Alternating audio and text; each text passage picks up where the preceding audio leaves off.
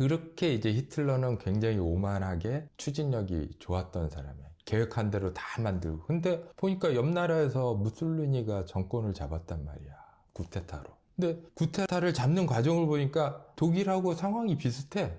그래서 나도 이게 하면 되겠다라고 생각을 한 거지. 그 쿠데타를 일으켜 하루 만에 하루 만에 진압돼. 여기에서 히틀러의 두 번째 운이 작용하는 거야. 이제 재판을 할 거 아니야. 근데 다들 전부 다 이 쿠데타 이게 사실 내가 한 게 아니고 막 이러고 책임 회피를 하는데 히틀러만 아주 당당한 모습. 내가 진짜 애국자다. 위기의 독일을 구할 수 있는 사람은 나다. 내가 독일을 구하기 위해서 이 쿠데타를 일으켰다. 뭐 이렇게 연설을 하기 시작한 거야. 그러니까 이거를 언론에서 엄청나게 홍보를 하는 거야. 되게 이렇게 막 당당한 모습을 보니까. 그래서 법정을 뒤흔든 웅변가라면서 히틀러 사진을 전국에 이제 다 배포하기 시작한 거야. 전국에서 인지도가 올라가는 거지. 근데 중요한 건 뭐냐? 판검사들도 마음이 움직여. 판검사들도 다 우파였어. 그래서 그 위에 꽃이 피는군요. 그렇지.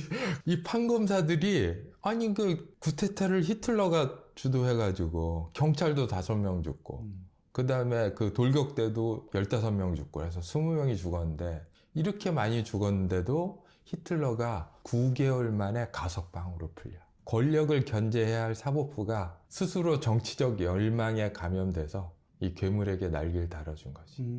히틀러가 더 큰 일을 할 거라고 생각한 거지, 사법부에서는. 이게 이제 두 번째 운이 된 거야. 그러니까 세 번째 운은 이제 대공황인데 굉장히 비극적인 사건인데도 이게 히틀러한테는 운으로 작용을 했어. 왜냐면 히틀러가 이미 전국적으로 인지도가 엄청나게 높아졌는데 1928년 총선에서 지지율이 2.6%밖에 안 된 거야.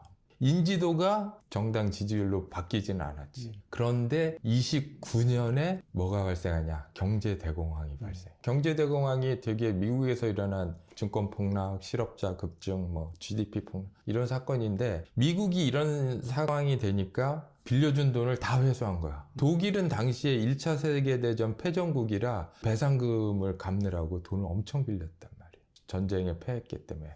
그래서 그 돈을 미국한테 갖고 나니까 독일 경제는 이제 순식간에 마비된 거지. 기업들은 줄도산하고 실업자가 600만 명이 넘었어. 정부도 뭔가 실업자 수당도 주고 뭐 해야 되는데 돈이 있어야 하잖아. 근데 정부가 할 수 있는 일이 없어. 계속 긴축재정. 국민의 고통이 극에 달했는데 기존 정당은 또 이 상황을 유리하게 바꾸려고 싸움질만 한 거지. 그때 히틀러가 뭘 했냐면 대중들에게 공포와 욕망을 자극했어. 나치당을 찍으면 빵과 일자리를 준다고 이제 선전을 한 거야. 지들도 돈이 없으면서 그렇게 구호만 외친 거지. 선동을 한 거네요. 그렇지. 거기에다가 지금 우리가 왜 독일이 이렇게 위태롭냐? 유대인 때문이야. 증오 마케팅을 한 거야. 경제가 어려우니까 독일 시민들이 이성보다는 증오를 선택했던 것 같아. 그렇겠네요. 누구 미워하는 게 훨씬 쉬워. 그렇죠. 그래서 처음에 2.6%의 지지율이 2년 후에 18.3이 되고 또다시 2년 후에 37.3%로 전국 1당이 된 거야. 히틀러는 권력을 이제 잡게 되는 거지. 총리가 이제 된 거야. 그때부터 이제 독재가 시작되는 거네요. 아니지. 대통령제이기 때문에 네. 총리가 있고 실제 대통령이 있었어. 오케이. 그래서 히틀러는 이제 어렵게 총리 지명이 돼서 겨우겨우 이제 총리가 된 거지. 근데 총리가 되자마자 국회의사당에 방화 사건이 일어나. 방화 사건이 일어났다고 신고된 지 몇 분 만에 히틀러하고 괴벨스가 도착해. 근데 석조 건물인데 그 몇 분 만에 석조 건물이 다 불타올라. 이거 분명히 히틀러가 의심스러운데 어쨌든 히틀러는 다음날 현 시대로 말하면 계엄령을 이제 발표한 거지. 그래서 공산주의자, 유대인, 노조 간부를 다 잡아들이기 시작했어. 그리고 이제 완전히 철권 통치를 하는 거지. 1년 후에 독일 대통령이 이제 힌덴부르크였는데 힌덴부르크 대통령이 사망해. 나이도 86세니까 누구도 의심을 안 한지. 자연사니까. 역사도 자연사라고 기록돼 있어. 근데 문제는 뭐냐? 이 사람이 죽기 3시간 전에 총리와 대통령을 합치는 법안이 통과돼. 아니 무슨 우연한 일들이 전부 다 히틀러에게만 유리한 사건들이 연달아서 일어나는 거야. 근데 문제는 뭐냐? 히틀러가 이게 진짜 배우였냐? 이게 아니라 그거보다 더 문제는 뭐냐? 독일 시민 누구도 이걸 의심한 사람이 없었다는 거야. 그냥 다 받아들인 거야. 그래서 히틀러는 이제 막을 수 있는 게 아무것도 없어. 그리고 또 히틀러가 자기가 이제 경제를 잘한다고 이렇게 이미지를 만들려고 아우토반 고속도로 이제 건설해. 엄청나게 홍보하죠. 근데 아우토반 건설에 필요한 노동자는 12만 명, 실업자는 600만 명.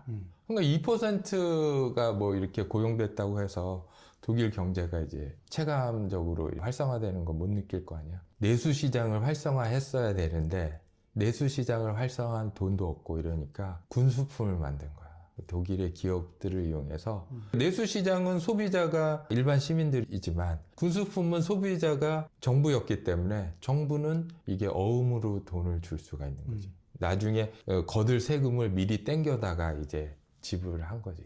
경제는 돌아가는 것 같고 많은 노동자가 고용되고 있고 뭐 이러고 있는데 쌓이는 건 군수품이야. 이게 전쟁으로 갈 수밖에 없는 상황이 된 거지. 그 인생 자체가 불가능에 도전을 했고 또 불가능한 꿈을 현실로 만들었는데 이 꿈이 증오로 이루어져 있거든. 증오로 이루어진 이 꿈들이 그 스스로 그 다음에 독일이란 조국 그리고 전 세계를 이제 파멸로 이끈 거지. 이게 아주 심각한 상황인 거지. 최악으로 가는 거네요. 최악으로. 히틀러 이야기가 단지 이제 이 운이 좋아가지고 이런 고등학교 중퇴한 애가 독일을 이제 장악하고 전 세계를 뭐 이렇게 정권을 장악한 뭐 이런 게 아니라 이 히틀러의 삶이 정치적 무관심이 얼마나 인류를 재앙으로 이끌어지는지를 보여주는 생생한 기록이다. 이렇게 봐야 돼요. 그러니까 침묵하는 다수가 얼마나 무서운지 그리고 다양성하고 비판이 거세된 사회가 얼마나 위험한지 쉽게 무너지는지 이걸 보여주는 게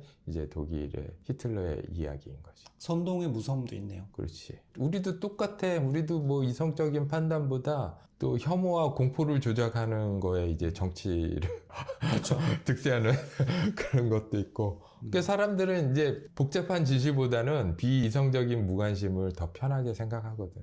그래서 우리가 기억해야 될 거는 우리의 무관심과 침묵이 자칫하면 또 다른 히틀러를 양상할 수 있다. 그런 사실을 기억하면서 오늘의 히틀러 이야기는 여기까지.